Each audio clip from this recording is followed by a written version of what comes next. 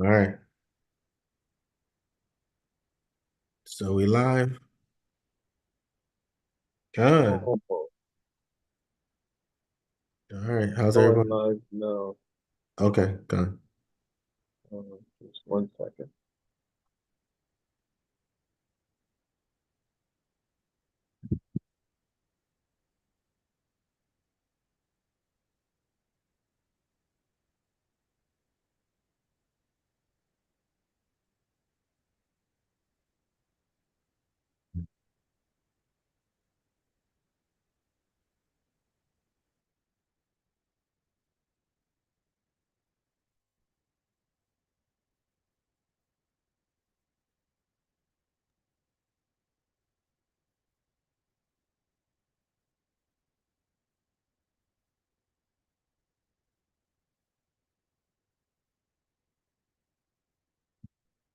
All right. So we're about to go live here in a few minutes, Israel. Bear with us.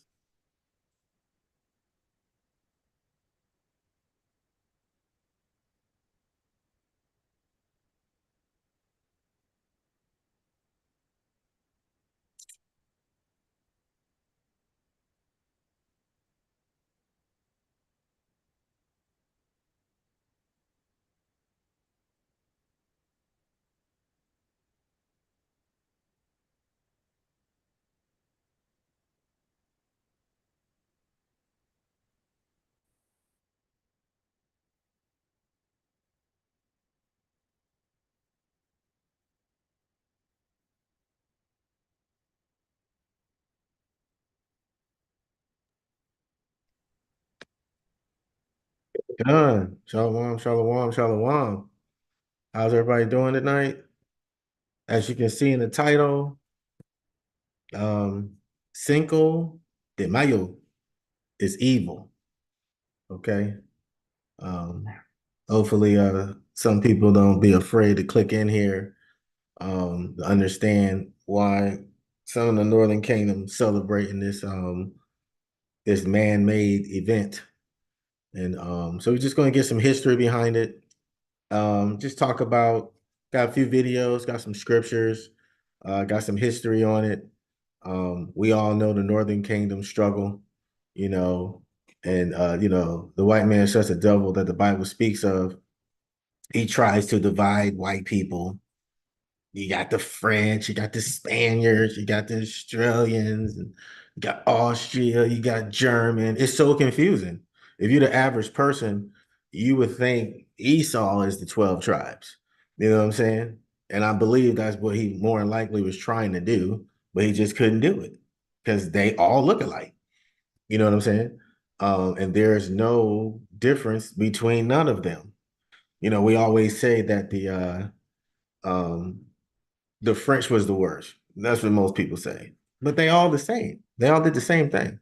So without further ado, we're going to get into this Cinco de Mayo and why is it celebrated amongst Issachar, who the word and we call, the Mexicans. Um, and why do other Hispanics celebrate it as well? Okay. So let's get into, because it was pretty big in the army. Like when I was in the service, just a sidebar. Like if you were Hispanic, Latino, you celebrated it. They just bunched it all together. But then um a couple smart people got offended. And so I think they moved it to like September where it would just they they identify Cinco de Mayo, but then around September, this is just the Army. I don't know about the Air Force, all that stuff. But in the Army, I think it was like September, it was like Hispanic and Latino American Heritage Month.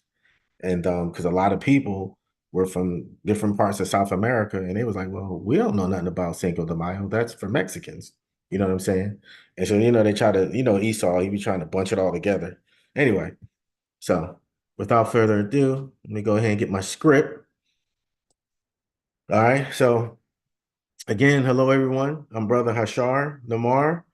Before I begin, I'd like to give all praises to Yahweh by Hashem Hamashach Yahushai, and double honors to the elders of HOI, Elder Zabak, Elder Tavah, Elder Sabal, to Deacon Shawapar, to Captain Ariala, and to all the senior men and men who was putting in this work. I'd like to say shalom and shalom. So I hope everyone had an exciting weekend. You know, Lakers fell out of the first round. If you're a Lakers fan, boo. You know, you got this 40-year-old man trying to, I don't know what he's doing. He just need to go ahead and retire. You got Trump. He's discontinuing the first and last month rent for move-ins now, which is kind of good. You ain't got to pay like 3 months worth of rent no more. Um, and then of course, you know, Jake and Eve shooting each other, fighting, going to abortion clinics before they go get the abortion, putting it all on Facebook. Disgusting. And now we have the Northern Kingdom. Cinco de Mayo. What in the world is Cinco de Mayo? And how did our Northern Kingdom brothers and sisters go from royalty to, you know, Cinco de Mayo? So again, you know, we understand how the Northern Kingdom got over here, second Esdras. We understand that. And then once they came over here, who was the first white people to conquer them? Just keep it in your brain. The Spaniards, okay? Conquistadors, okay? So you guys can do your homework on that. I may bring that out one of these days about the conquistadors. Those dudes were vicious, you know. But anyway, so let's get into this first video, giving you guys some visual on what Cinco de Mayo is, okay? Because half of us don't even know, neither do we care.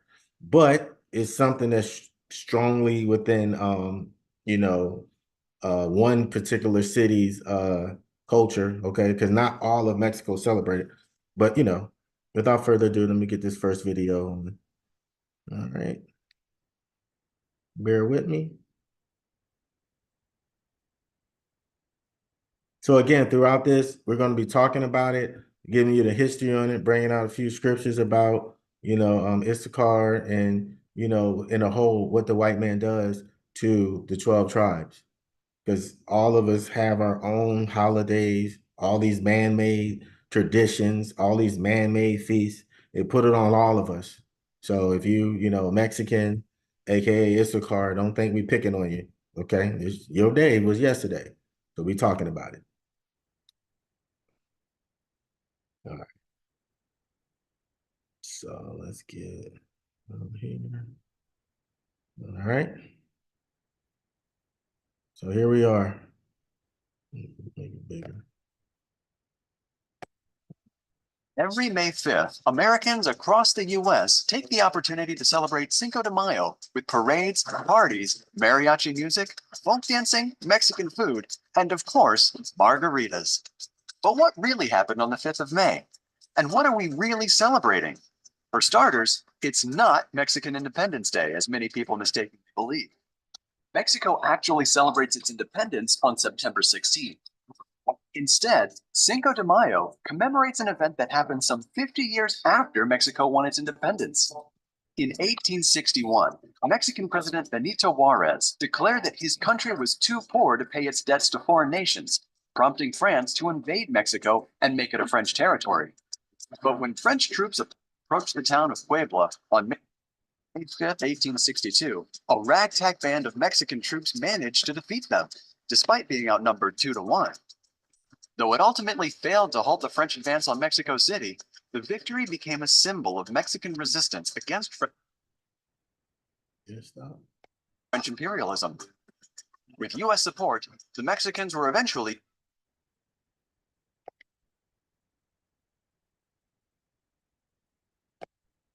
Hold on.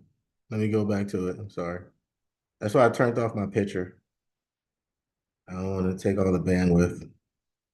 Salakia. Cinco de Mayo, or interference.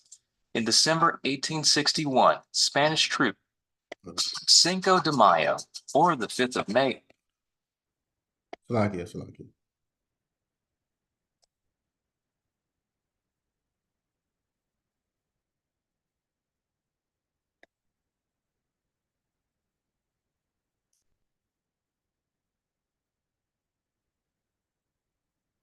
Doing my favorite thing at 7 p.m. as a content creator. Guess what it is?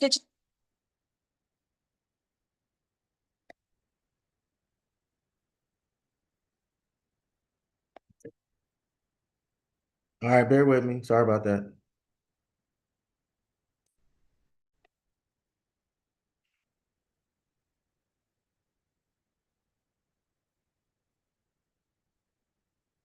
Okay, here we go.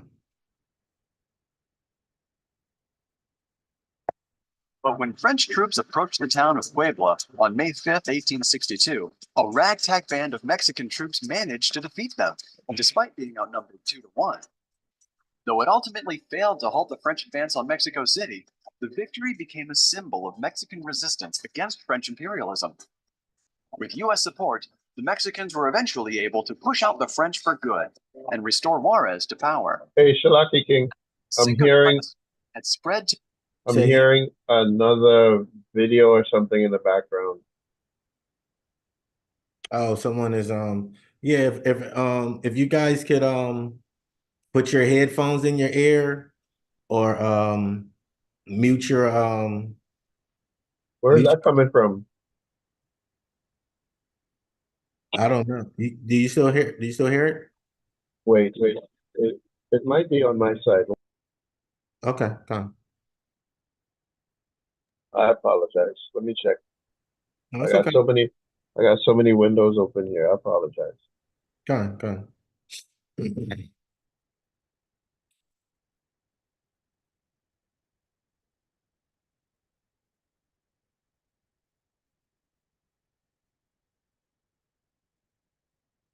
Yeah, go ahead, King. I apologize. Okay, come. restore Juarez to power. By that time, the Cinco de Mayo spirit had spread to the United States. Soon after the victory in Puebla, Americans of Mexican heritage used the day as inspiration for the Union struggle in the Civil War. Americans in the midst of Civil War were inspired by the Mexican victory and began celebrating the 5th of May with parades, dances, speeches, banquets, and bullfights. Today, Cinco de Mayo is actually a bigger holiday in the US than in Mexico, where it's mostly celebrated in the state of Puebla. So when you raise your glass on Cinco de Mayo, take an extra moment to honor the surprisingly American history behind this Mexican holiday. Good. So that's a little brief description of Cinco de Mayo. All right. Um it's the Mexicans, they're let me get Genesis chapter 49 verses 14 through 15, Baba Kushal. Because what we gotta understand is who, the French were going up against. And they some cowards. You know what I'm saying? From all the wars and stuff like that, the Mexicans is paying out so much money to the British and to the Spaniards and stuff. And then the French was like, man, we can go ahead and creep up in there, and that's kind of what they do. The next video will explain it more in depth.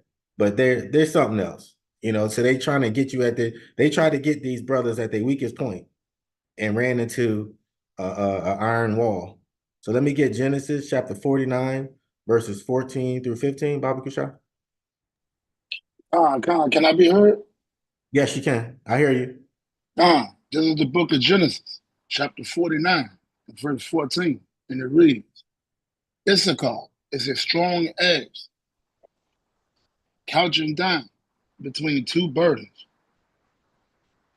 Verse 15, and he saw that rest was good, and the land that it was pleasant, and bowed his shoulder to bear, and become a servant unto tribute. So it tells you right here, Issachar is a strong ass, okay? Couching between two burdens. We understand that's, America and other nations that come up against it, but we say South America for now. But who was running South America, guys? Okay? The Spaniards, Barboa, what's that dude name? Cortez, the conquistador, they all Spaniards. Okay, they landed over here and just went crazy over here, conquering our brothers from the Northern Kingdom and stuff like that. So when it says he became a servant under tribute, that means he was forced into slavery. Okay. A lot of us don't know that the Mexicans and the ex-slaves, Black African Americans, so-called African Americans, built the city of Houston. It was built off our backs. You know, and when you die, if you got bit or something, they just let you go out there in the swamps and stuff like that. So, you know, that was in the late 1800s. So you got to pay attention to these dates and stuff like that. You know, the Civil War started 1865. It was brewing in the 1860s, but it started 1864, 1865, right? They already got their you know, they won that war from the French. Okay. So getting into a little bit of history, Cinco de Mayo commemorates the Mexican army's victory over the French at the Battle of Pueblo on May 5th, 1862. It's a celebration of Mexican heritage and culture, particularly in the US, where it's often mistaken for Mexican Independence Day, which we know that happened in like September. It's like September 16th or something like that. So September 16th was the actual independence. So Cinco de Mayo commemorates the Mexican army's victory over the French at the Battle of Pueblo on May 5th, 1862. All right. It's not Mexico Independence Day, which is celebrated on September 16th. The victory at Pueblo's was a significant moral boost for the Mexican army and national pride. Now, I say all this to say that you know, this is where they keep coming into brainwashing you through history. You know what I'm saying? Talking about, oh, well, this is this and this is this holiday. When we already had holidays, we already had feast days. This is the beginning of what I like to call the Renaissance for the Northern Kingdom. Okay. Anytime the white man came over and did something to him or whatever, they commemorate and make it a holiday. You know what I'm saying? All these different days. You'd be surprised how many holidays is in South America. With Cortez, that murderer, with Barboa. Now Cortez was the only one that had successful conquest, but Barboa, his conquest failed. He tried to do what Cortez did, but he failed. But he still got his face on coins. I know people that live in Panama and stuff like that. And yeah, Balboa is actually on a coin. Imagine that, right? So you know, when you look into the Hispanic and Latino history, it's all man-made. You know what I'm saying? And this is what we're going to get into tonight, which makes Cinco de Mayo evil. We got people out here celebrating this, drinking, celebrating this stuff, and we actually supposed to follow the Lord's 7 feast days of the Bible. You understand? Um, so that's just a quick video on, you know, touching basically. It's not that in depth. The next video gets pretty in depth. Kind of explains how the French went ahead and kind of snuck their way into this battle. And think about this. Well, I'll let the video go, and then we can get into it. I had you guys here all day. It's lucky. All right.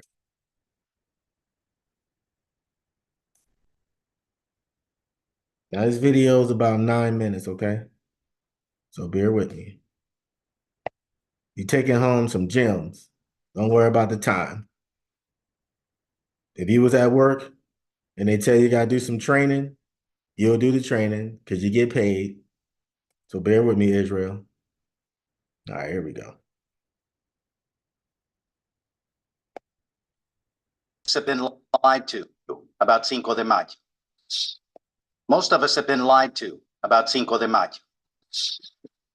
And what it really commemorates, it's not tacos, it's not margaritas. It's something so unexpected no one saw it coming. This is the story about how Mexico pulled off a shocking military upset and why that's still important today. It starts with debt, empire, and an army that was not supposed to win. But what it led to was one of the most unexpected military victories in all of Latin American history. Friend, welcome to the Mysteries of Latin America. I'm Andrew Colon, and here I tell the stories of the myths, legends, history, and unsolved mysteries happening everywhere from the northern border of Mexico to the southern tip of Argentina and all across the Caribbean islands. I think it's important that we know the story of what Cinco de Mayo is about and what it's not about. Because let's be honest, a lot of people think that Cinco de Mayo is Mexican Independence Day. People with Mexican roots and people without. But what it really is a story of resistance, pride, and ripple effects that crossed borders. And that story deserves to be told the right way. So bear with me, Israel. It's going to be some great information. I'm not going to stop it no more. So, take some notes and stuff like that. This is really good to know because even some Instacart don't even know this. They just think it's about margaritas, tacos. I hear there's a lot of domestic violence on this night because everybody be getting so wasted, So how the Northern Kingdom party, they stay up to 6 in the morning. All right, here we go. So to understand why, let's separate fact from fiction. Cinco de Mayo is not Mexican Independence Day. That day is September the 16th, known as El Grito de la Independencia, the cry or the shout of independence. It commemorates the moment in 1810 when Father Miguel Hidalgo y Costilla, a Catholic priest, is said to have rung the church bell in the town of Dolores in the state that now bears his name, Hidalgo, and called the people to rise up against Spanish rule. And you've heard it, but that rallying cry, Viva Mexico, is still reenacted every year by the President of Mexico and local officials all across the country. But there's something you might not have heard in the official ceremonies. Some modern historians have started to question parts of that story. There's little real documentation of what exactly Hidalgo said that night, or even if he actually did ring a bell or if he rang it himself. And the movement that followed was messy, fractured, and filled with regional interests and egos. Not a single unified cry for a Mexican nation, but still the symbolic weight of El Grito remains. It marks the real beginning of Mexico's fight for independence from Spain. But Cinco de Mayo? Hold up. I got to get back Clubhouse. Salakia.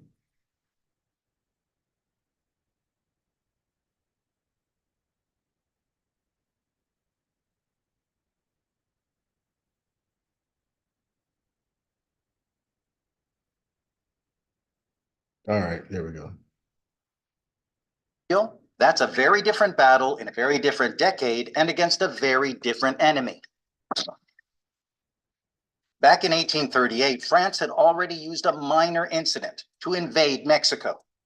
A French baker in the town of Tacubaya, now part of Mexico City, claimed that Mexican soldiers ransacked and looted his bakery shop during a riot.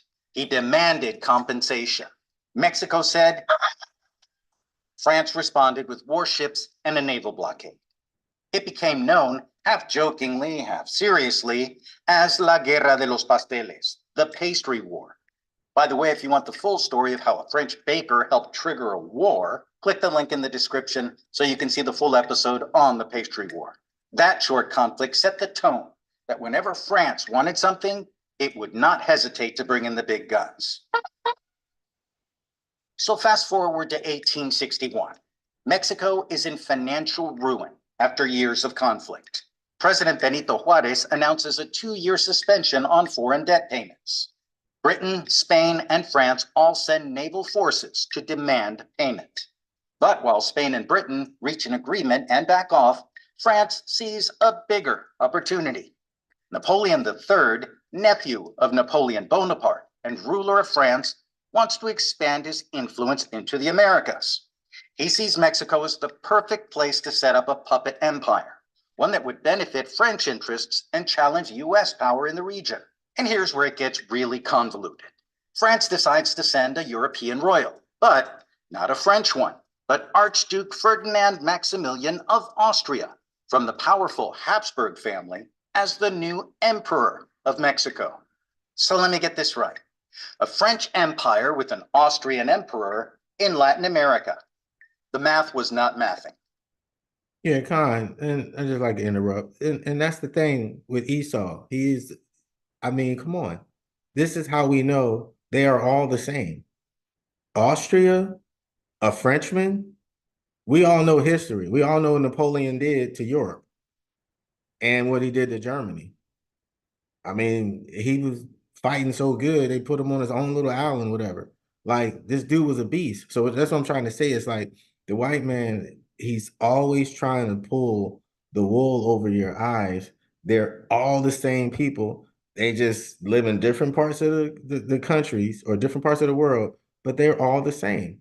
You know what I'm saying? You can't get a Senegal to go ahead and break bread with a Somalian. It's not going to happen.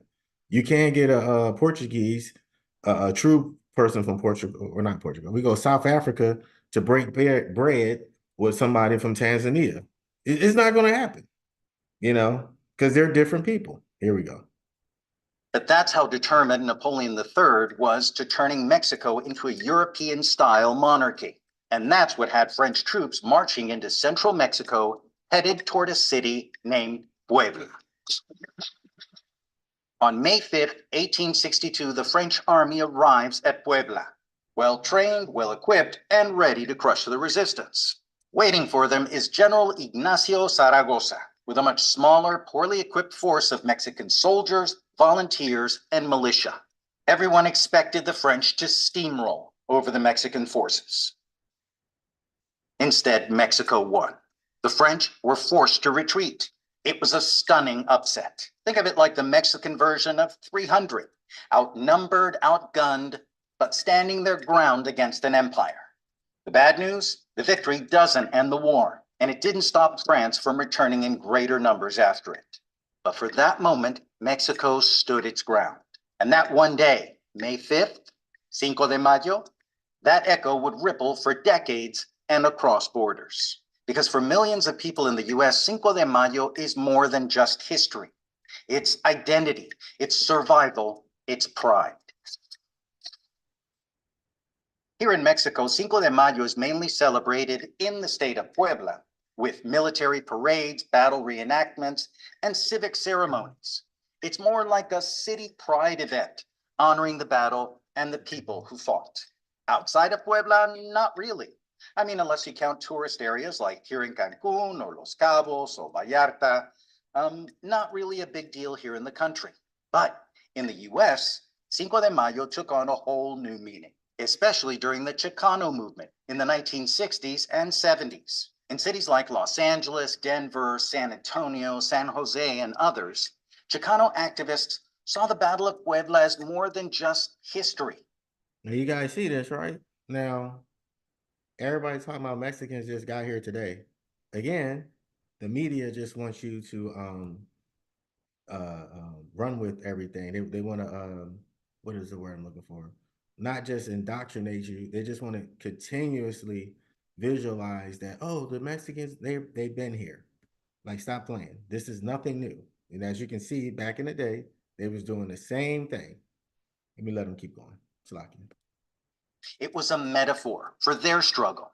At a time when Mexican Americans were facing segregation in schools and public places, being punished for speaking Spanish in schools, the idea of standing your ground wasn't just history, it was their reality. Police brutality and political exclusion were everyday battles. Oh, so I thought only Jake went through this. I thought this was only a black thing. And this is what they continuously leave out. So Cinco de Mayo, it's an evil holiday because it only fixates on one portion. But this brother right here, he's bringing it out, letting you know that they continuously fought for this. And this is what our people don't understand. Like, there's nothing new under the sun. In the 30s, we all joined up. And I believe it was in New York. All the Northern Kingdom, Southern Kingdom joined up. They had to break that up real quick. You know, they was burning down police departments in New York and stuff like that, Philadelphia. You know, they separated us because we joined forces, and then they was like, nah, we can't have this. You know, but this all has to do with Cinco de Mayo. You know what I'm saying? Issachar fights. We fight, but then something comes along, something shiny. Okay. And for farm workers and families trying to survive, labor exploitation and cultural erasure made the fight more personal. Underdogs fighting empires. Sound familiar? Organizations like Mecha, the Movimiento Estudiantil Chicano de Aztlán, the Brown Berets, and the Mexican American Youth Organization started using Cinco de Mayo as a rallying point, hosting events, teach-ins, and marches tied to identity and resistance. And while Cesar Chavez focused on labor rights through the United Farm Workers, his movement helped define a new generation of Mexican American identity. His calls for dignity, unity, and peaceful resistance resonated deeply within the Chicano cause. Meanwhile, in Denver, Colorado, Rodolfo Corky Gonzalez founded the Crusade for Justice, a civil rights and cultural empowerment organization that became the hub for Chicano activism in the Southwest. So together with the Brown Berets, Mecha, and others, they helped turn Cinco de Mayo into a symbol of cultural survival in the US. Cinco de Mayo was never just a party. It was a statement. We're still here and we're not going anywhere. So is Cinco de Mayo about Mexican independence? Well, not the original independence from Spain, like July 4th is for Americans in the US. Cinco de Mayo is about defending sovereignty, fighting back against empire. It's about standing your ground when no one expects you to win. And for many Mexican Americans, it became a declaration of cultural independence, a reminder that heritage is worth celebrating and protecting. Gone. Hopefully everyone got something out of that. All right. And so, he goes in and he had a really good breakdown of Cinco de Mayo and how the Mexican they went from this to this. Okay. And again, this is what Esau does. He'll start a fight, then he'll be like, hey man, I know y'all won or you did this. Why don't we just go ahead and give y'all a holiday? And this is why this is a wicked, evil thing, because over here in America, like I explained in all my other classes, what they'll do is they just give you something. They gave us Black History Month. Oh, we good now. You know what I'm saying? They gave them Cinco de Mayo. They gave this. They gave like every month is taken, okay, about from different cultures, different heritages that were here. Like the indigenous people, they give them, I think it's Indigenous Day. I think October is because they gave it to they're trying, it hasn't changed yet, but they're trying to change it from Columbus Day to Indigenous People Day, right? That's been the word for about the past 5-6 years. Hasn't happened yet. Still Columbus. Okay. So this is what they do to make you feel good from your loved ones and your brothers and sisters dying and being enslaved, all because we didn't follow the law, statutes, and commands. This is why we're here.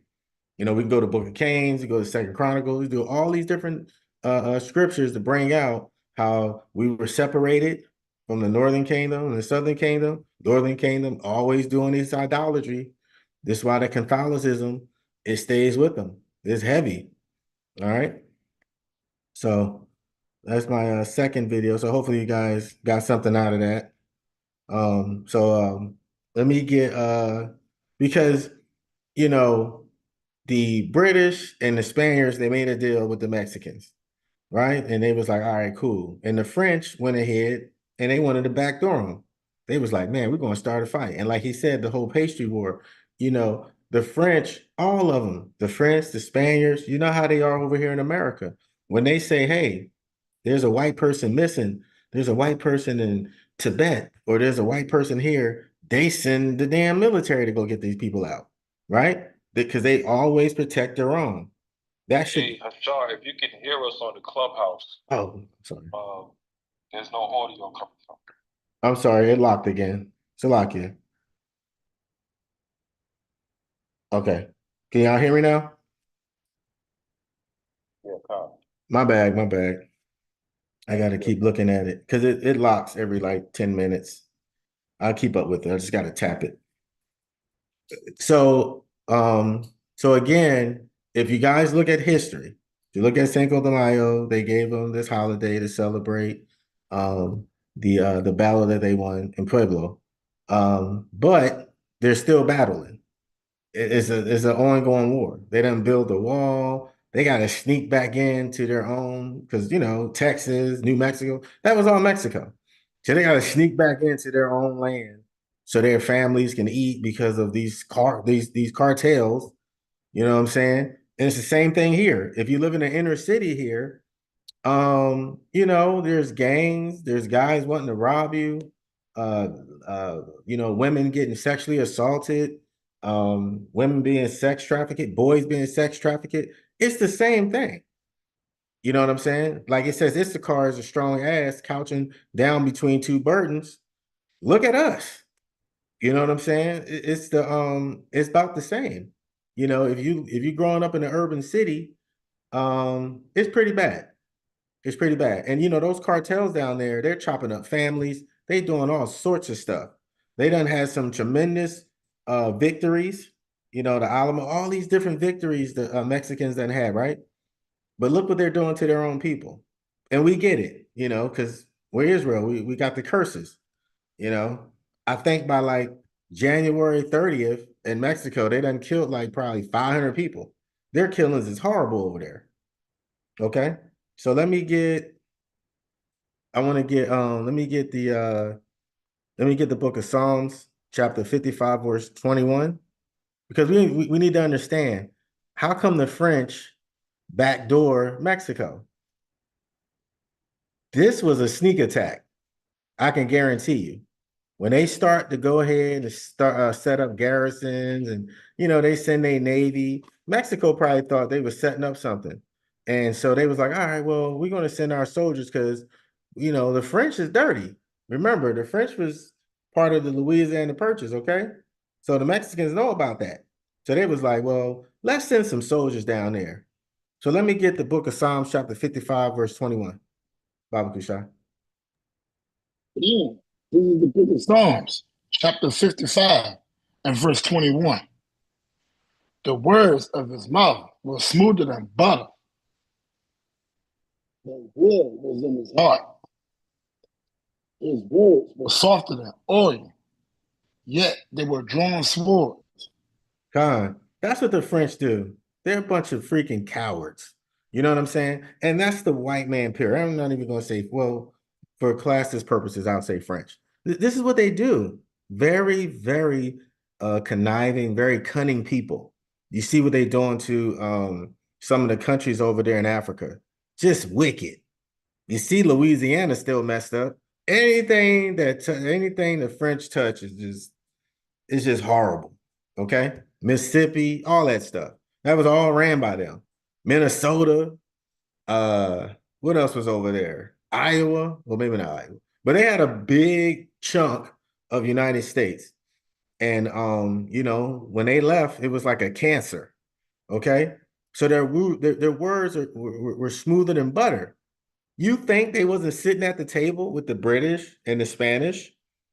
They was sitting there and they was like, yeah, man, you know, we're gonna send y'all some cargo. We're gonna get y'all straight. All right, look, we just gonna have some soldiers just help protect y'all from America or whatever was going on. They were lying. And the French landed, and what happened?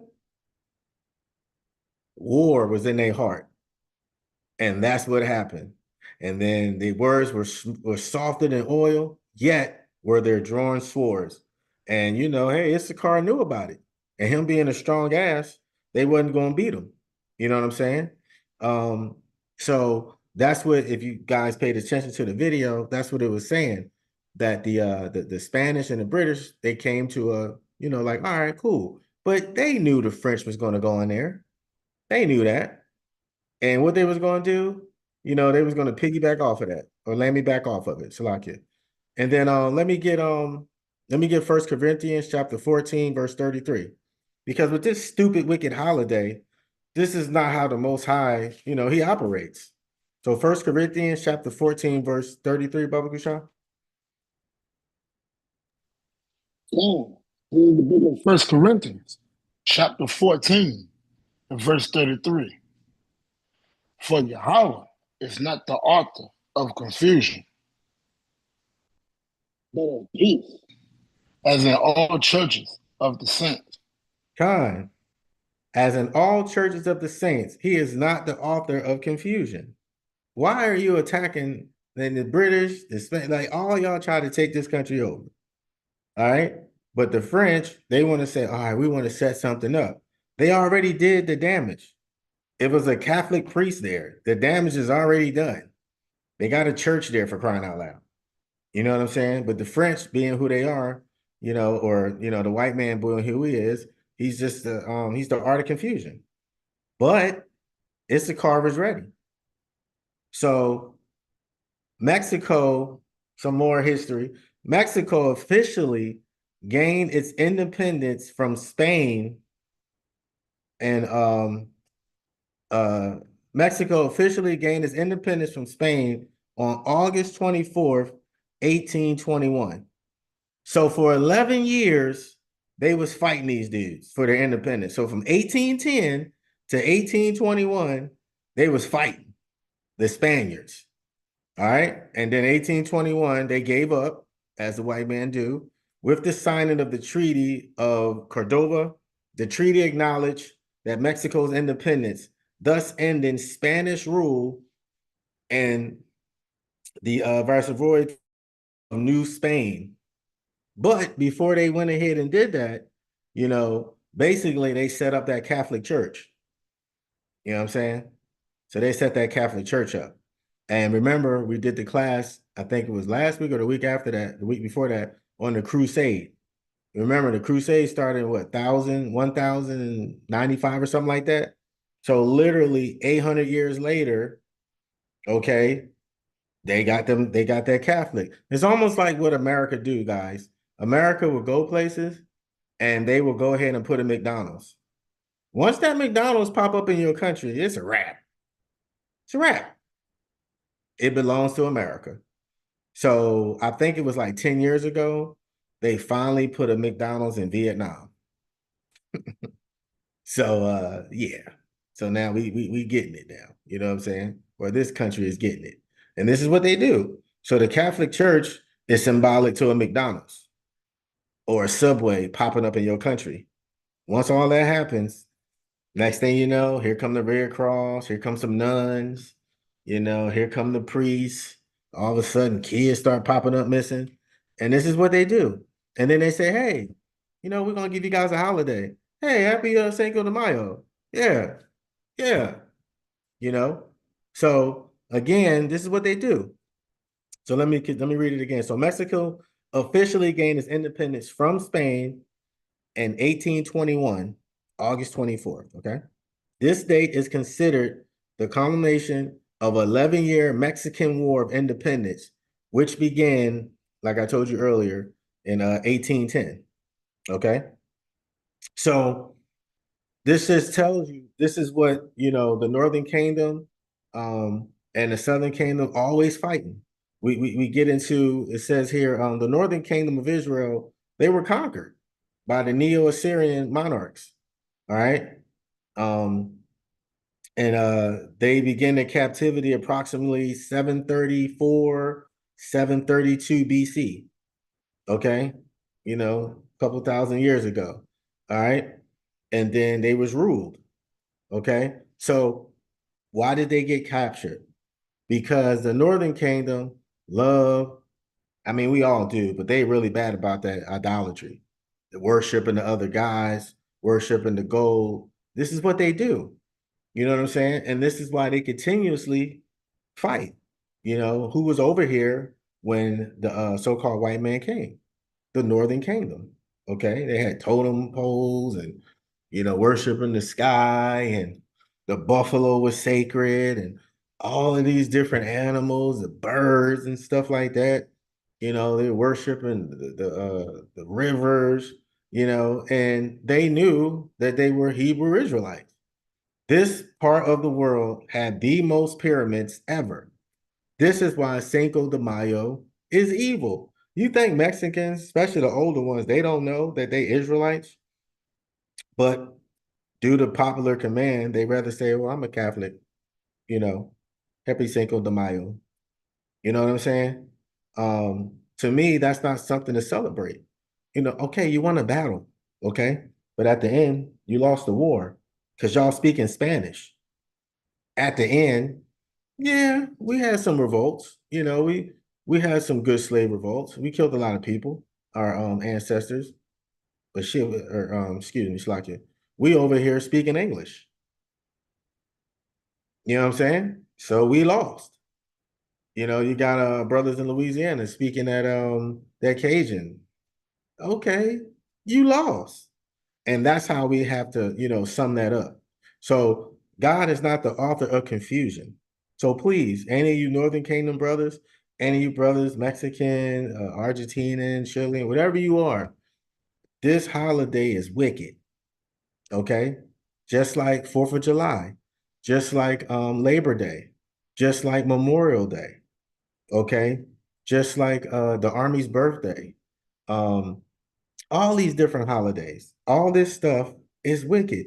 It's all man-made. All right.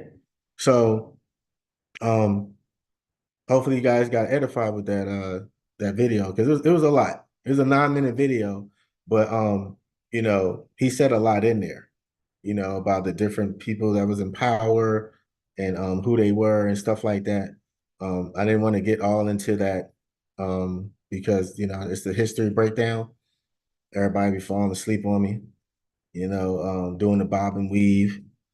People have a whole family of monkeys on their back, just beating the heck out of you. You wake up, it's like 11 o'clock. This brother's still talking, Lord in Christ. Okay. So remember, Mexican or Mexico, it gained its independence in 1821. Okay.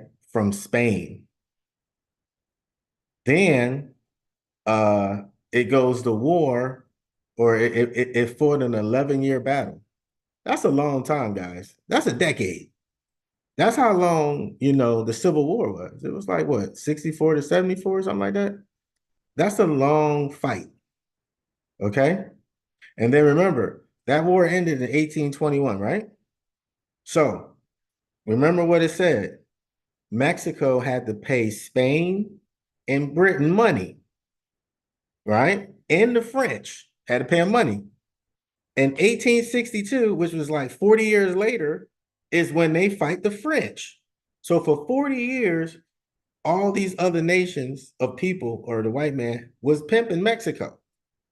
You know what I'm saying? So this is what they was doing. They was taking them. And remember, these nations of Caucasians, they, when you look at the Bible and they have their hands is cursed and stuff, they can't like do the whole farm and stuff like that.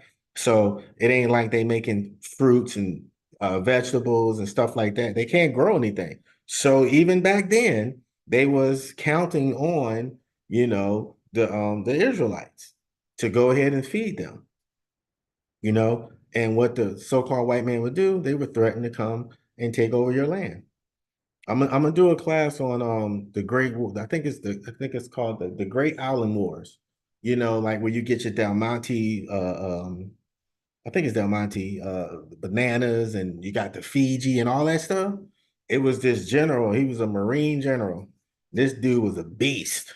All right, and white dude, he was just killing. He had a black guy with him. They was killing everybody and just taking over all the islands, taking over all the fruit. This is what they did. It was like a 10-year war or something like that. I think it was like 10 years or something like that. And I'll do the I think, like I say, I'm gonna get with Cap and figure out what I'm gonna do the class. But it's a really good lesson. It take about a couple hours because I'm really go in depth with that. That's a lot of history that you got because a lot of things happen from that. A lot of things transpired, but they took over everything, and then the guy got so sick of all the murder, he just was like, "Look, man, I quit." And guess what the United States did? They killed him. Esau ain't no joke. Esau is the devil that the Bible speaks of. They're like, what? Oh, so you need want to go see your family? All right, man, come on, you go see your family. Hey, come back here. Yeah, we're gonna go out back. Yeah, we just want to talk. And that's the last time they seen that guy. All right. So if your boss tell you, hey man, let's go out back, don't do it. Just run. Okay, just run. Don't go out back. Esau's gonna get you.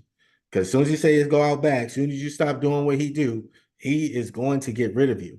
And he's going to find another snitch, another coon, another weak person who is good at fighting to get what they want. And then once you start to get a heart, or once you start to care, you're no longer useless. Remember, Psalms 55 and 21. The words of his mouth were smoother than butter. They talk a good game. Like I say, I went to war a few times, just a couple times. And I'm telling you, man, they talk a good game. And you be like, yeah, you be all psyched up. Bullets start flying, people start dropping. You're like, shit, this is crazy. All right, I'm gonna do it for my commander. Man, I'm shot. All right. All right. So, oh man, I'm being carried off. You know what I'm saying? I get captured. Getting captured, now I'm weak. Then I go back, they debrief me, they like, hey, what you say?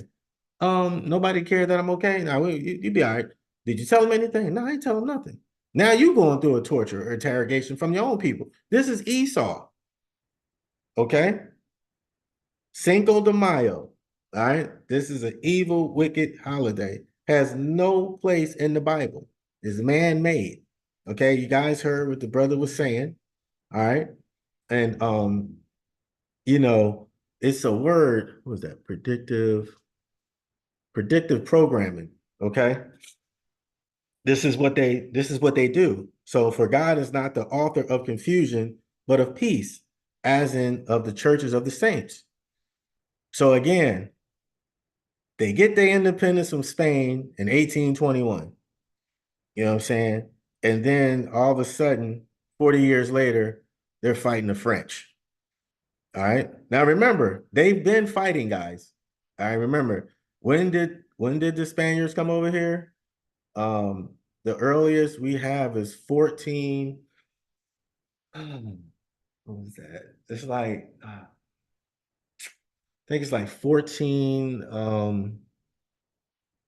I think it's 58, like the 14, like the mid 1400s is when they came over. And guess who it was? It was the Spaniards. And guess where they went? They went to Florida, went to Mississippi. It's a trail named after this dude. I think it's Valdez or something like that. Forgive me, I can't remember right now. I'm just having a brain fart. But yeah, they came over here like in the mid 1400s. Okay, 1492, they came over here. Oh, Salakia, it was in the 1500s. So Columbus came over here in 1492. Then once he came over here, he opened up the floodgate for the other Spaniards, and they flooded in the 1500s. Salakia, that's what I meant. So the early 1500s. So guess who's been under fire since pretty much the 1400s, and we just say the 1500. So from 1500 to freaking 1900s, they've been fighting. Okay? They've been fighting. And what does the scripture say? Genesis 49 and 14, verses 15. Issachar is a strong ass, couching between two burdens. He just can't get enough. When I was in the army, we used to have to go down there all the time to the border of Mexico and help out with the border patrol.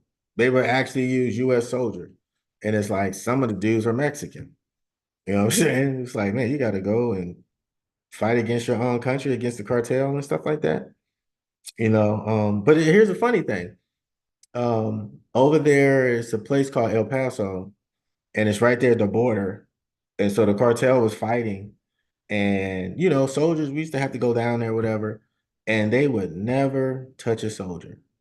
They would go ahead and cut off the heads of all the police officers' daughters or their wives, put their head. This is true stories. They would put the heads of their loved ones on the front's doorstep. The cartel's crazy, but they never mess with any U.S. soldiers.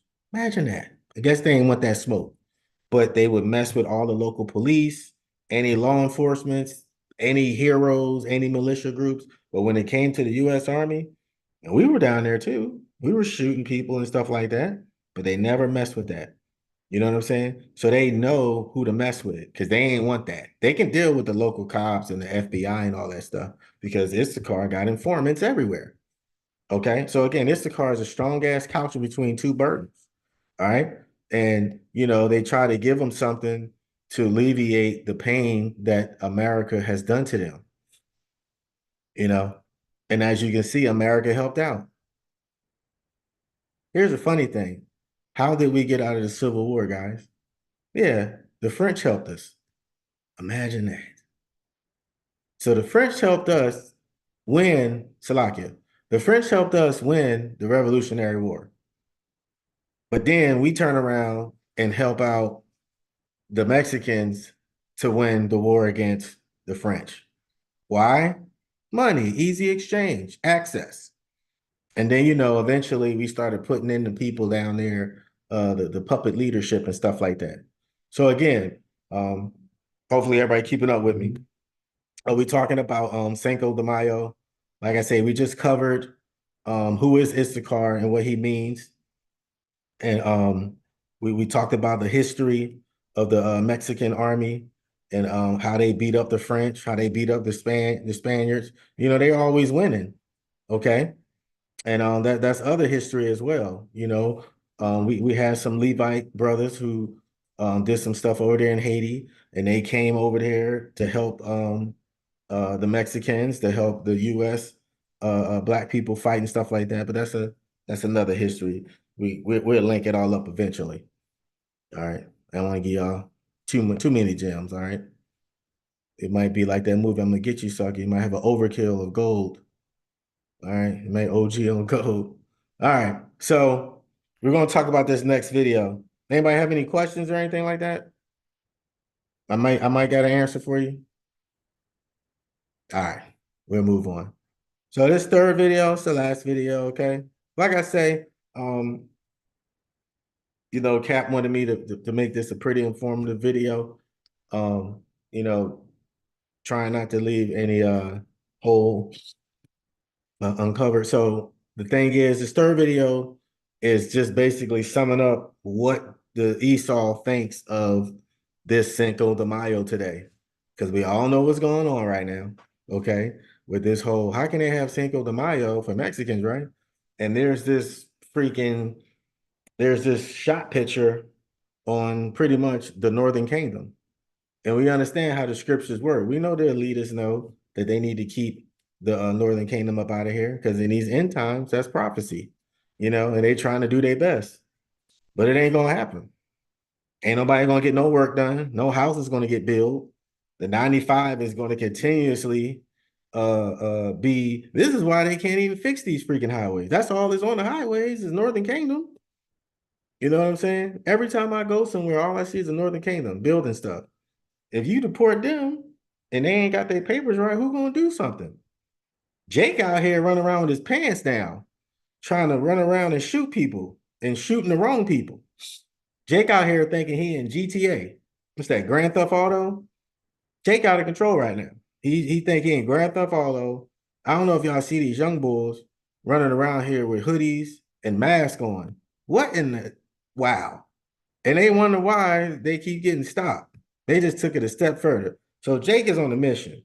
Eve is out here looking like a Asian anime with all her pink, blue, purple, green hair. You know what I'm saying? Now that's bleeding over into the Northern Kingdom, you know, and it's just a mess out here. So Trump, you know, his war on these immigrants is kind of causing a problem. Sooner or later, you ain't gonna be able to go to no restaurant because that's the only people in there cooking. All right. Because Jake, like I say, Jake got a rap deal. You know, he about to drop some a new video or a new album. You know what I'm saying? And Eve is out here, I don't know, doing hair, putting weave, whatever they out there doing. Okay. So again, this third video, it's gonna be about, you know, the Lord's feast days. Well, it's going to talk about some of the cancellations of you know, Cinco de Mayo, this great holiday.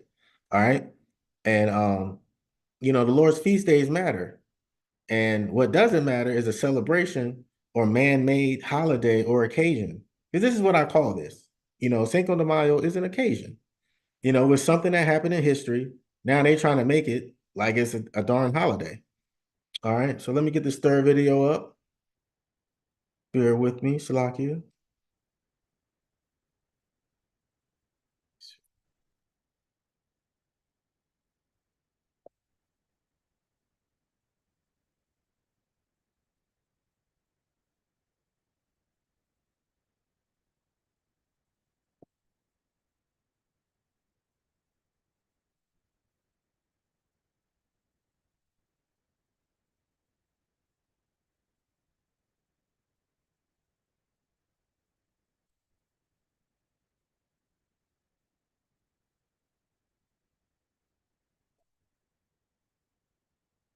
Today is Cinco de Mayo, and the city of Rosenberg is celebrating with a free parking lot party. It's happening from 5 to 8 tonight in the downtown parking lot on Avenue F. There will be music, food, dancing, and a whole lot more. Again, it's free. Everybody's welcome. Hey, some restaurants are offering you steals and deals, freebies for Cinco de Mayo. Laredo Taco Company offering buy one, get one burritos today. Chili's offering the tequila trifecta margarita for $5. If you're a rewards member, you can also get a pre-order chips and salsa. El Pollo Loco offering 2 chicken tacos for free today if you spend $15 on something else. Yeah, Pollo Loco, for those of you who have been to California, it's the bomb. They make chicken over there. It's a Mexican restaurant. It's pretty good. Well, welcome back, everybody. It's time to take you to DC now. All right. So, you know what? Cinco de Mayo celebrations have been canceled in several cities across the country as a result of the Trump administration's immigration crackdown. And Doug Zader is live in Washington this morning. The president, though, is vowing to press forward on his signature issue, Doug. Hey, good morning. There will still be some Cinco de Mayo celebrations today across the country, but a number of cities have decided to take a pass this year. Chicago, like many cities, likes to usher in Cinco de Mayo with a parade. Not this year. We have seen so many things going on around the country, and we don't want to take a chance. A number of cities have canceled events due to stepped up immigration enforcement around the country. And the president was asked whether illegal immigrants deserve due process rights under the Constitution. I don't know. Well, the Fifth Amendment says I don't know. It seems it might say that, but if you're talking about that, then we'd have to have 1 million or 2 million or 3 million trials. Every person in this country deserves due process, and that's not what's happening under this administration. The Democrats have hit back, and as the legal battles continue over administration efforts to step up deportations, a clearly frustrated President Trump is talking about reopening Alcatraz, the notorious island prison off the coast of San Francisco that has been shuttered for decades as part of a broader effort to crack down on crime. And it's just so ridiculous what's happening. And it's long been a symbol, Alcatraz, of whatever it is. All right, now Alcatraz, of course, is a tourist attraction at this point. It shut down as a prison more than 60 years ago. Back to you guys. All right, there. Wow. So he wants to open up Alcatraz? Man, Trump is the devil that the Bible speaks of, Lord in Christ. What are they going to do to these Northern Kingdom brothers? This is out of control. So they want to get rid of these people so bad, our brothers and sisters. They're going to send them to Alcatraz, to that island. There's a reason why it was shut down. I never got to go there and visit it. Maybe I'd go before they make it into a prison again to see it. But yeah, that's crazy. That is crazy. When I saw that, I was like, wow, Alcatraz. So they want to put these people. I mean, first, we remember what happened in Houston with the floods, and they blew the levees down there and stuff like that. And so people had to go different places. And you heard about the homeless guy, and he was like, yeah, they tried to put me on this ship with everybody. To this day, nobody know where them people went. It was like a Red Cross ship, and they put a bunch of people on there. Nobody ever seen them again. You know, yeah, it was a lot of stuff going on. And this is what they do. You know, they do it to us, they do it to them. But like you saw in the second video, they've been protesting and fighting for years, for decades, for independence, for rights, for this, for that. But if you was just born in 2000, you would be like, oh man, Mexicans, I never heard of them. Or man, where they come from? They've been here. What are y'all talking about? You know what I'm saying? It's like it's becoming, it ain't just Mexicans. It's everybody that's from South America. Because people just try to put it on one race. Okay. It ain't just them. It's everybody. When you go out to Home Depot, you got guys there from El Salvador. They're everywhere, you know, because, you know, and here's a funny thing. If we're Americans or Americans, right? If we go to their countries trying to work, all we know how to do is play the game. Like they be trying to pick us up to play John Madden. I don't know, play some I don't know, air hockey, some basketball. We can't do nothing with our hands. You know, they shut down all the Votech schools for a minute. Some of them are open now, The average person in America that's from the age 15 to 60 cannot do nothing with their hands. They don't know how to put a nail to the hammer, but them brothers and sisters down there, they know all that stuff. They know how to do plumbing because that's what happens, right? We became Americanized, and now we don't really do nothing. If I got a leak, I'm gonna call, Roto-Rooter or whatever that company is called. Okay, everything's called Roto-Rooter, something like that. All right. So Issachar, all those guys, they still are good with their hands. You know what I'm saying? And this is what we need to understand. So they will always find work. This is why I just think it's like earlier I said, the predictive program. They keep showing us this, but it's not enough. I mean, ICE can't be everywhere. That means they would have to hire like 100,000 ICE people to get rid of everybody. I don't even know why anybody's worrying about it. So again, if these days, these holidays don't matter. You can't cancel the Lord's holidays. Okay. We have um we have you got the Feast of Passover, which is unleavened bread, first fruits, feast of the Pentecost, which is first fruits. Then you have the Feast of Trumpets, you have the Day of Atonement, then you have Feast of Tabernacles, have all these feasts that we're supposed to commemorate because this is from the Most High. When you participate in these, which many of us have, you feel blessed, you feel full. But when you was in Easter, when you in Cinco de Mayo, ain't nothing out there. All you're gonna do is drink, find somebody's wife, find somebody's husband, have sex, commit adultery, illicit relations, fornicate, do some stupid stuff, get in a fight, wake up in the jail. This is what these holidays consist of. It's all idolatry. Let me get First John chapter 5, verse 21, Baba Kishar. Because this is what we need to do. Book of First John chapter 5, verse 21. Oh, this is the book of First John, chapter 5, and verse 21. Little children, keep yourselves from idols. Amen. All right. So keep yourselves from idols. I know it's hard. We be out here.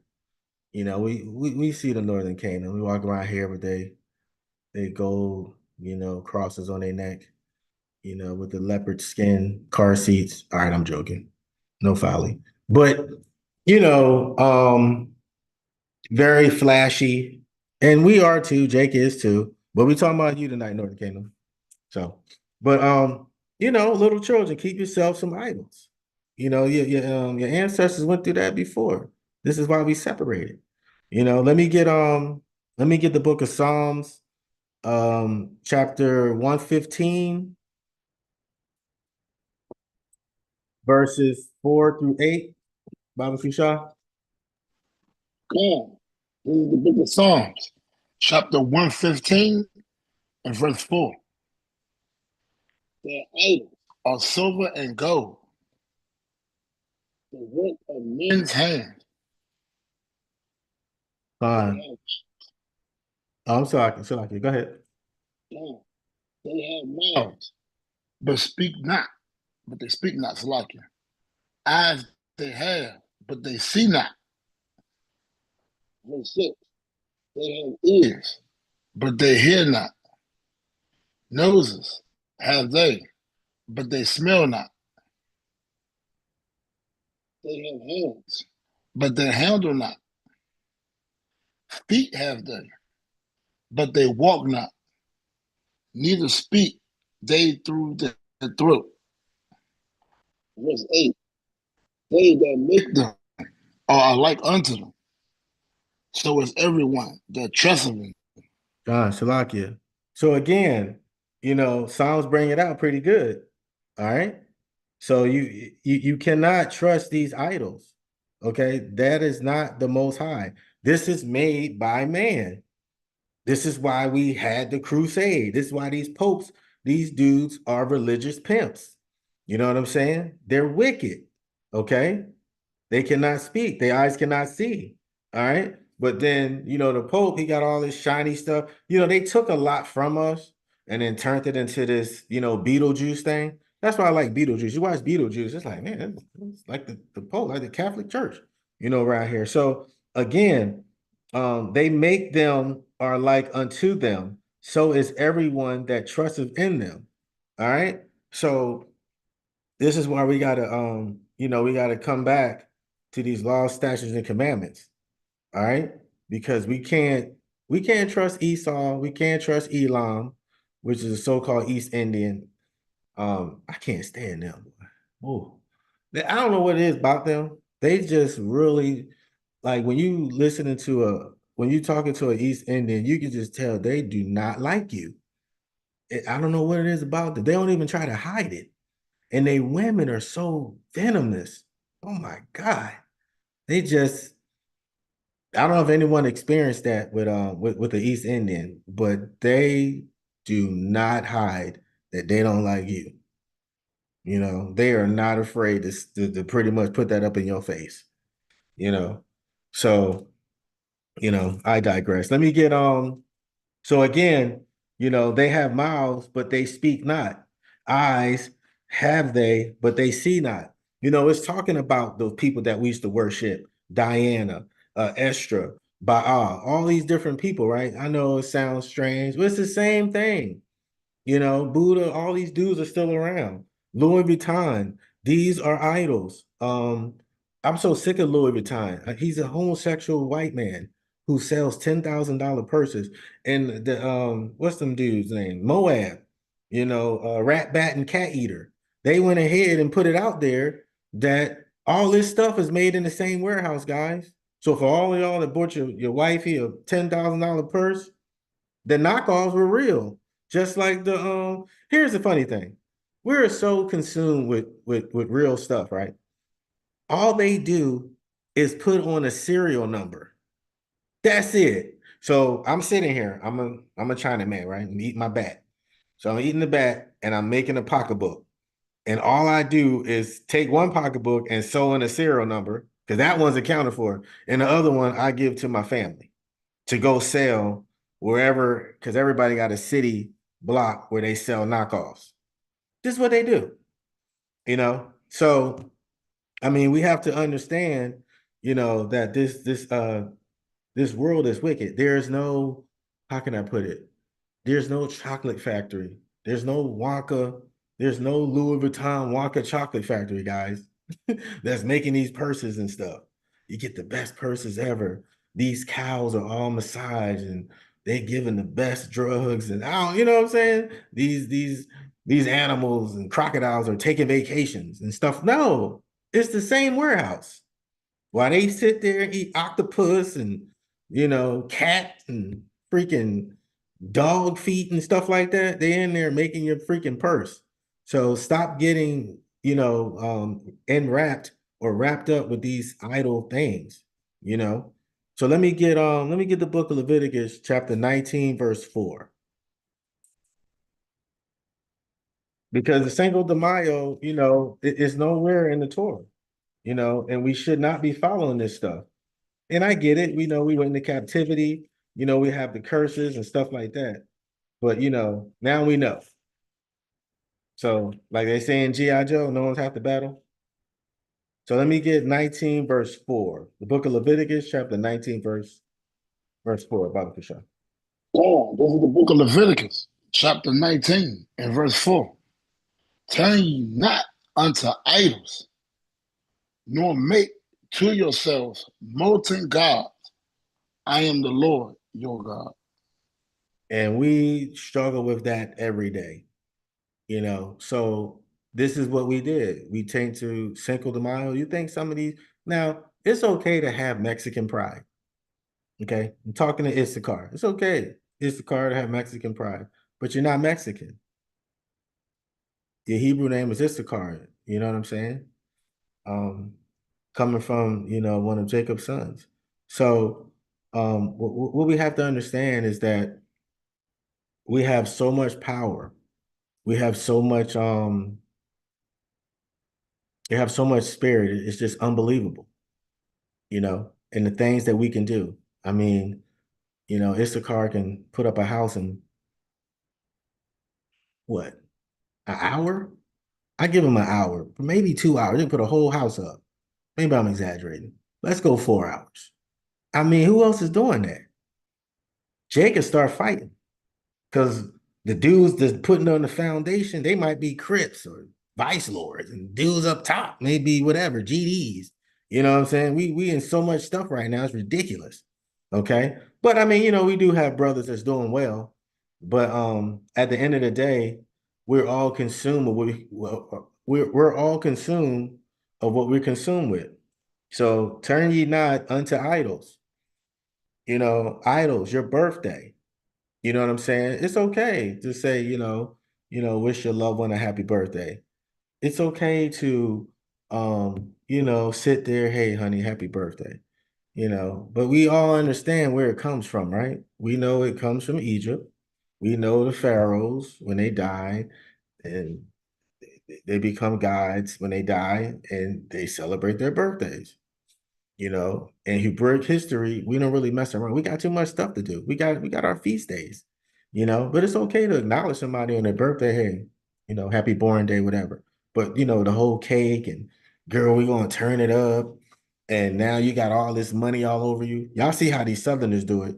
I haven't seen it in Philly. I don't know. I mean, I go home all the time, but I don't never see nobody when I was in the world. I never seen nobody with money all over them, But in the South, they celebrate their birthday for 30 days. Now, I know I just gave this girl $5 last week. And she come back to the club again. I'm like, yo, what? Wasn't your birthday last week? Yeah, but I'm celebrating it the whole month. Eve is out of control, you know.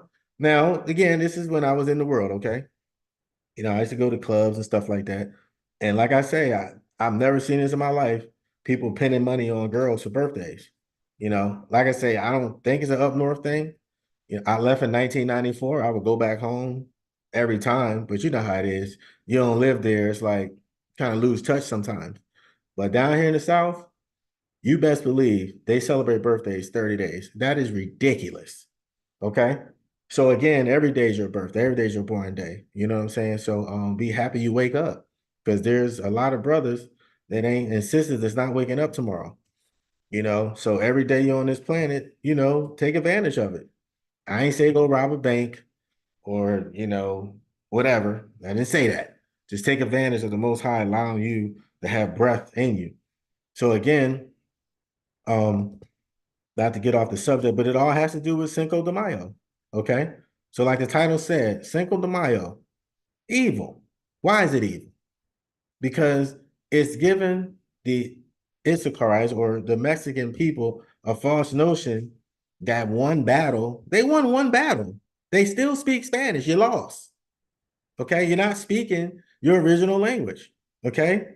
Yeah, we lost too. So I'm not throwing rocks at your glass house or your waterfall walls. Okay. I'm not doing that.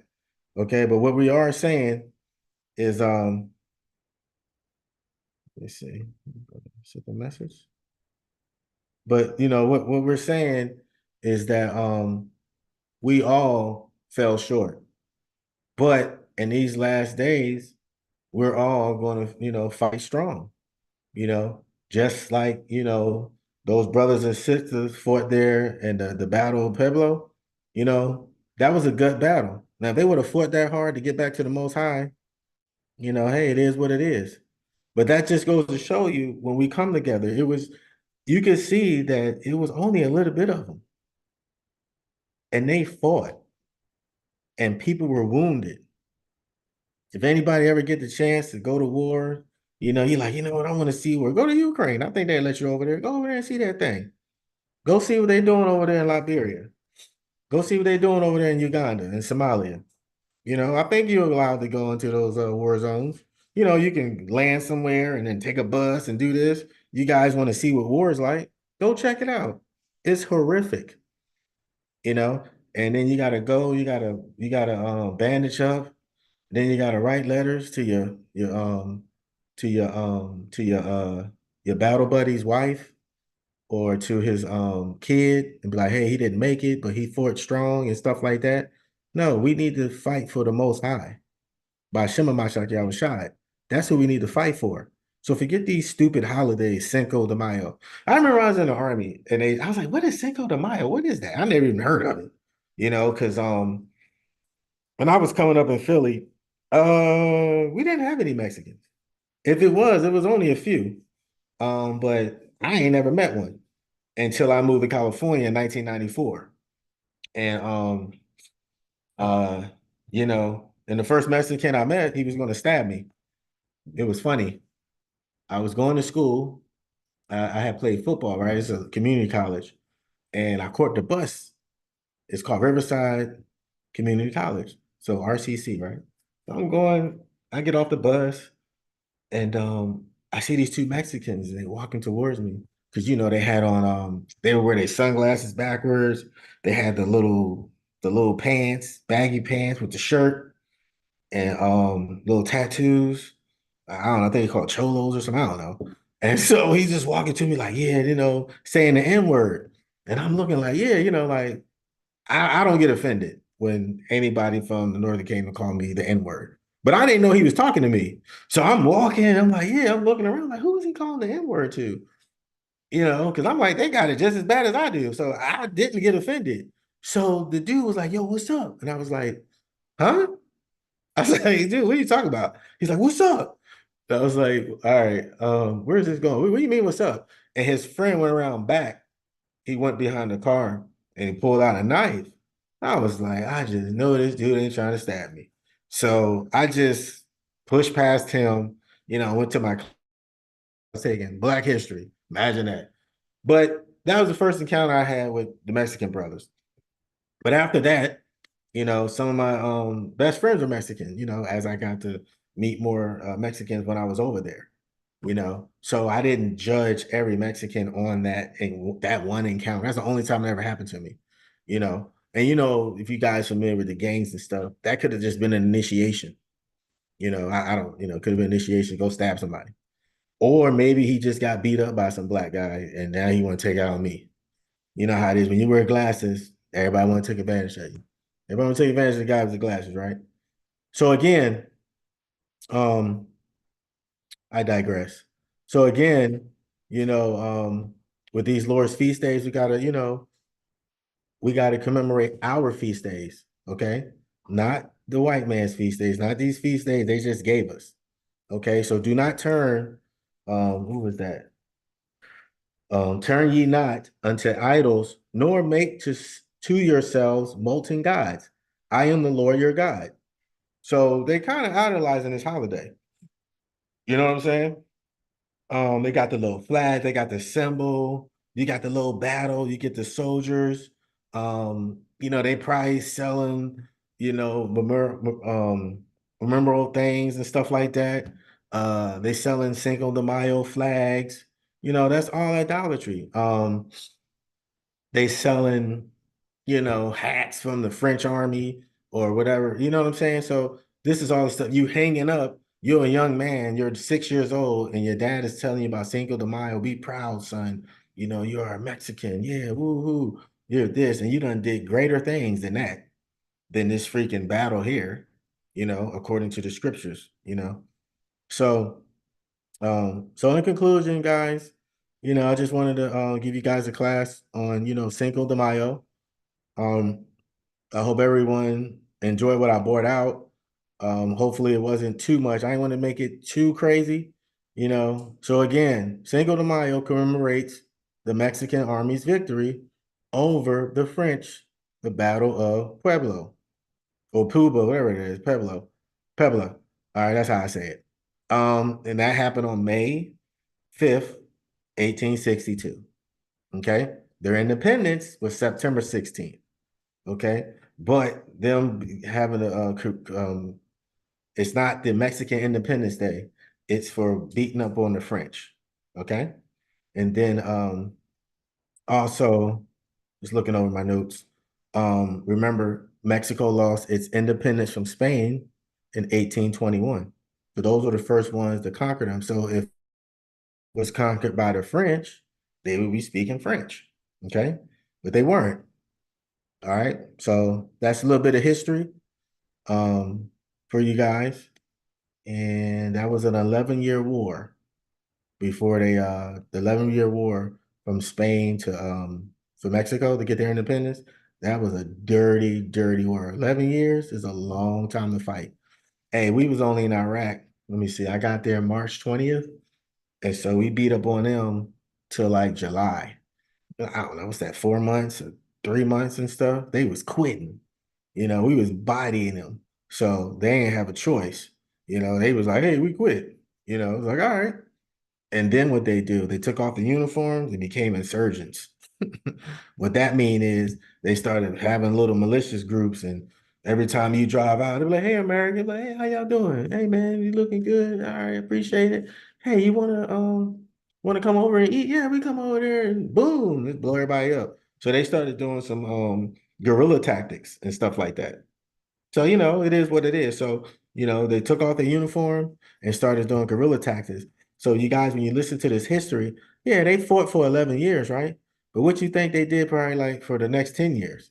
They probably were still doing little tactics because they wanted Mexico. And what did they leave? What the great country of Spain leave in Mexico? The Catholic Church. Because remember, the crusade was something else. Crusade was something else. So that was the McDonald's of that time. And now you got McDonald's that's going to go ahead and get turn your country over to America. So without further ado, let me get Ecclesiastes. Hopefully it was a good class. Hopefully you guys got edified. Let me get Ecclesiastes chapter 12, verses 13 through 14, Baba Kusha. Oh, this is the book of Ecclesiastes, chapter 12, and verse 13. Let us hear the conclusion of the whole matter. Fear God and keep his commandments, for this is the whole duty of man. Verse 14. For God shall bring every work into judgment with every single thing. So like with every secret thing, whether it be good or whether it be evil. God, and whether it be evil. So again, Cinco de Mayo is evil, for God shall bring every work into judgment. He's going to judge you for going out there, committing idolatry, worshiping, this pretty much white man's holiday. You know what I'm saying? I understand, the state of Pueblo want to go ahead and celebrate it, but at the end of the day, of course, all of Mexico don't. But you come here to America, what do the Mexicans have to hold on to? Cinco de Mayo. Now, they wasn't even in that part. I'm sure some of their brothers, cousins, relatives went down there to go fight. But you see how America is? It'll take something and just it'll do the programming, the predictive programming. It'll not publish, yeah, it'll publicize it. It'll make it known, and then boom, the next thing you know, it's in all this. How come Cinco de Mayo wasn't in my school when I was growing up? We have, Hispanic people and stuff, but it's a difference. Why wasn't, what's that holiday? Juneteenth. I didn't hear that until I was in my 30s. Then when I heard of it, I laughed. I'm like, y'all celebrate a holiday where y'all was slaves for like another year or two, and y'all make a holiday out of that? That just seemed dumb. I'm just saying. Sorry if you're from Texas. That just don't make no sense to me. So I'm going to celebrate that I was in slavery another year. Make it make sense. I don't know, but our people sensationalize everything. So again, for God shall bring every work into judgment with every secret thing, whether it be good or whether it be evil. And what we just brought out today, with the scriptures and some of the visuals, that Cinco de Mayo is evil. It has nothing to do with our feast days. And again, it's okay, brothers and sisters, to remember the war. It's okay for me to remember I served in the military and I went to Iraq. It's okay for brothers to remember they went to the Gulf War. It's okay for brothers to remember they went to Vietnam, but don't sensationalize this thing. You think I'm in group chats talking about Iraq? I don't care about no raghead. You know what I'm saying? I don't care about them dudes. And they had us in slavery. So good for them, all the ones that got. Okay? I'm not no freaking group talking about, oh man. No, I feel no sympathy for that. And neither should you if you served and went into war. I don't feel no sympathy for none of them. Now, if you over there killing your own people, like if you're a police officer or something like that, you need to feel bad. You need to quit. Get up out of there. All right. Yeah, law enforcement, FBI, it all circled back to getting to our people. I was going to get into the law enforcement, all that stuff, but when you look into it, it's really doing our people no good. Okay. So again, what's going over there in Mexico? They're killing like crazy. All that money they're making. The whole war on avocados. I think they still beefing over that. So again, for God shall bring every work into judgment. And what are we supposed to do, guys? Fear God and keep his commandments. That is the whole duty of man. When it says man, women, it's talking about you too. All right, man meant woman and it meant man and woman, okay? When it's talking about man, it's not talking about a grown man. It's talking about babies, all that stuff. Not your pet. Nobody care about your pet. All right. But it's talking about a male and a female.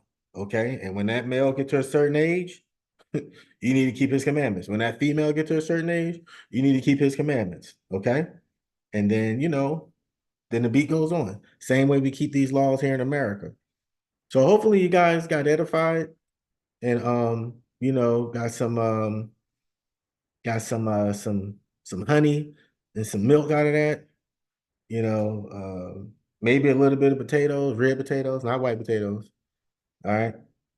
And I want to talk about also GMO and what's a hybrid and what's a non-hybrid and stuff like that. I'm trying to give a class on that because the Bible talks about that. We're not supposed to cross the DNA and stuff. It's very important that we understand what we're eating, guys. All right. So we can be healthy. Brother Shemaiah is gonna bring out a class, I think, sometime in the future. It's a lot of research and stuff he's gonna have to put together, but it's gonna talk about those parasites that's everybody been seeing on these videos and stuff. It's a real thing, you know. So we're gonna grow some of you guys out, but we're gonna, make sure you guys are healthy and we get to see, how should I crack that sky by some of my Hashar and come down here and hopefully we get beamed up. If not, then see you in the kingdom. All right. So with that being said, hope everybody enjoyed the class. The class again was on Cinco de Mayo is evil.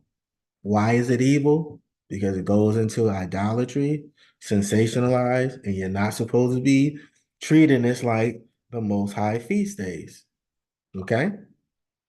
It talks about we talked about Issachar, how he's a strong ass and crouching between two burdens. We talked about how did Issachar and most of the northern kingdom get conquered. The first white man to come over here was the Spaniards. Now I know this, the Vikings were trading up north in Canada. We ain't talking about that, guys. We're talking about war. So the first people to start a war with the people over here were the so-called Spaniards. If I'm wrong, hit me up in DM. But if I'm not mistaken, it was the Spaniards. Okay. Then everybody else came trickling in. All right. So we're not talking about trading. Yes, there were people trading. The Egyptians was coming over this way because some of the mummies have cocaine in their system. And where's coke at? Okay. Hopefully not in your house. But cocaine is over this part of the world. Okay. And when they went in some of these tombs, the mummified, they found, cocaine in their bodies. It's only over here. All right.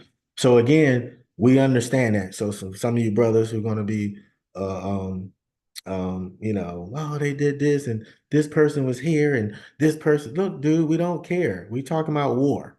Yes, we know the Hawaiians may have came over here and traded. We know all that. Okay. So for you naysayers and stuff, we pretty much good on our history. You know, El Torah is the historian, okay? And we got a couple other historians in HOI, okay? So at the end of the day, we have our sources, we have our fact sheets and fact checks, okay? So Cap, you there? Captain Ariala, you there? About to say the Lord's Prayer in Paleo Hebrew. Everybody enjoy their evening. Hopefully the babies are asleep. If not, you need to put them to bed if they want to stay up for the class. All praises. All right, so let me get the Lord's Prayer.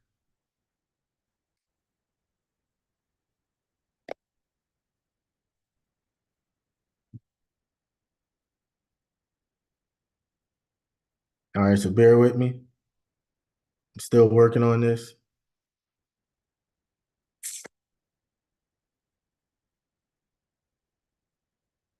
All right, so everybody stand up, face the east, and we're going to say the Lord's Prayer in Paleo Hebrew. Abanawa, Shabbat Shemayim, Kadash, Haya, Shemka, Aya, Malakmalka, Dabara, Rasataz, Wanka, Haya, Ishba, Ashara, Kawa, Haya, Bashamayim, Nachbalawa, Lacham, Kayayim, Wasalaknawa, Chapanaklawa, Kasalaknawa, Champanaklawa, Wala, Dabayanawa, Basawan, Abahazra, Nawa, Salakia, Abahara, Nawa, Mahwarkala, Laka, Hamalaka, Walalapa, Walalapa, Salakia, Lakam Yam, Aman Khan. All right, I'm getting better at it now. Don't be clowning me. Getting a little better. All right, so let's go to Matthews, all right? Chapter 6, verse 9. Yeah, Captain Ariel always bailed me out, but not tonight. All right, here we go, guys. All right, don't forget, face the east. All right, our Father, which art in heaven, hallowed be thy name. Thy kingdom come, thy will be done in earth as it is in heaven. Give us this day our daily bread, and forgive us our debts as we forgive our debtors. And lead us not into temptation, but deliver us from evil. For God, Salakia, for thine is the kingdom and the power and the glory forever. Amen. Gone. All right. So, Salakia. All right. All right. So again, hopefully everybody got edified. If hold on, picture. So hopefully everybody got edified. So now we all know what Cinco de Mayo is, right? We always do check on learn. Check on learn. What is Cinco de Mayo? Well, Cinco de Mayo, brother Hashar told me that Cinco de Mayo is when the Mexicans went ahead and won the Battle of Pueblo from the French. And it is not their independence. There you go. That's it. They beat up some French people. Okay. And so that's it. And it was the Mexicans, and it was such a great victory that they put it on their calendar and marked it. And now we celebrate this big holiday. And like the one brother said in the second video, it's bigger than that. It causes whenever they want to reach in their inner side, their inner strength, they'll think of Cinco de Mayo. No, Issachar. Think of the laws, statutes, and commandments, okay? Think of that 613 laws, statutes, commandments. Forget that white man, all right? You guys run circles around them. It was like 10 of y'all and 3,000 of them. They had a Navy and they still lost. How you lose with a Navy? Can somebody explain that to me? How you lose with a Navy? Stop playing. They had a whole Navy. So, shouts out to Issachar. And so anybody have any questions, gripes, complaints? All right. So hopefully everyone got satisfied tonight and edified and take some of these gems.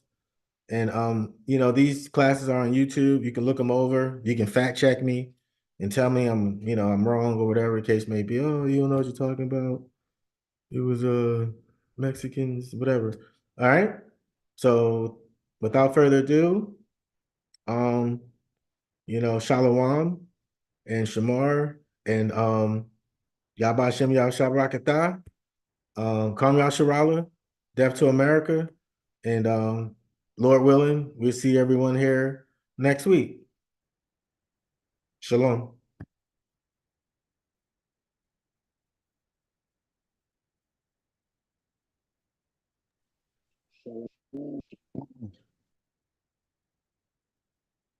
Shalom, brother. Shalom. Shalom, family. Phenomenal lesson. We greatly appreciate you guys coming out. Tuesday night, Iron Sharpen Iron.